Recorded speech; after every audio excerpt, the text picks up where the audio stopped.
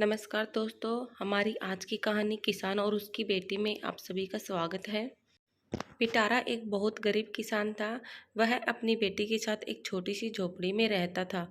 उसके पास खेती करने के लिए उतनी कम जमीन थी कि उसकी फसल को बेचकर उसे बिल्कुल थोड़े से रुपए मिलते थे। उन रुपयों से वे ठीक से खाना भी नहीं खा पाते थे। वह राजा के पास अपनी समस्या लेकर आया। राजा दयालु थे। उन्होंने किसान को अपनी जमीन में से कुछ जमीन दे दी खेती करने के लिए। उन्होंने कहा, यह जमीन तो हमारी ही रहेगी, लेकिन उस पर उगने वाली फसल तुम्हारी होगी। किसान ने राजा को बहुत बहुत धन्यवाद दिया।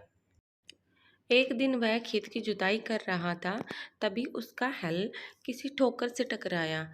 उसने वहां खोद कर देखा तो उसे सोने की एक ओखली मिली। किसान ईमानदार था। उसने अपनी बेटी से कहा, हमें यह ओखली राजा के खेत से मिली है। जिसकी जमीन है उसी की यह ओखली भी है, इसलिए हमको इसे राजा को लौटा देना चाहिए। किसान की बेटी बोली, नहीं पिताजी, आप ऐसा मत कीजिए। आपको सिर्फ ओखली मिली है। यदि राजा ने इससे के बदले आपसे इसकी मूसल भी मांगी तो आप क्या करेंगे? आप इस ओखली को अपने पास ही रखिए। लेकिन किसान को यह बात ठीक नहीं लगी। वह बोला, जो चीज़ हमें मिली ही नहीं वह मांगने का राजा को कोई अधिकार नहीं है। वह राजा के पास ओखली लेकर पहुंचा, लेकिन दरबार में ठीक वैसा ही हुआ जैसा कि किसान की बेटी ने सोचा था। राजा ने सोचा कि किसान ने लालचवश मूसल अपने पास रख ली है। किसान बेचारा सोने की मूसल कहाँ से लाकर देता। नतीजा यह हुआ कि किसान को जेल में डाल दिया गया। जेल में न उसे ढंग से खाना मिलता न पानी।